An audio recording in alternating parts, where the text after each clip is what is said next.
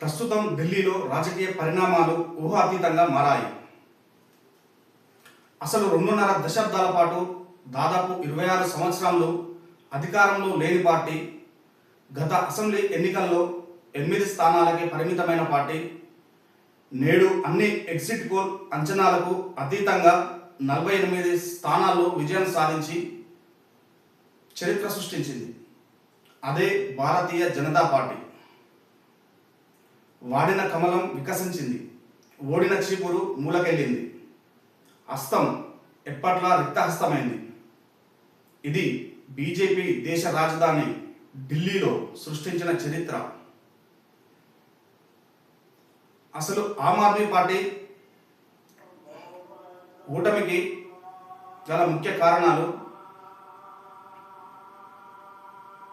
ఢిల్లీ మద్యం కుంభకోణం.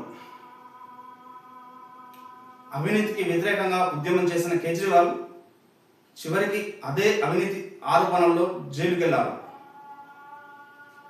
ఇదే కేజ్రీవాల్ రాజకీయ పతనానికి ముఖ్య కారణంగా రాజకీయ విశ్లేషకులు అభిప్రాయపడుతున్నారు. ఇక్కడ నేను చెప్పే విషయం ఏమిటంటే, రాజకీయ రంగంలో శాశ్వత మిత్రుడు కానీ శాశ్వత శత్రువు కానీ ఎవరు ఉండరు.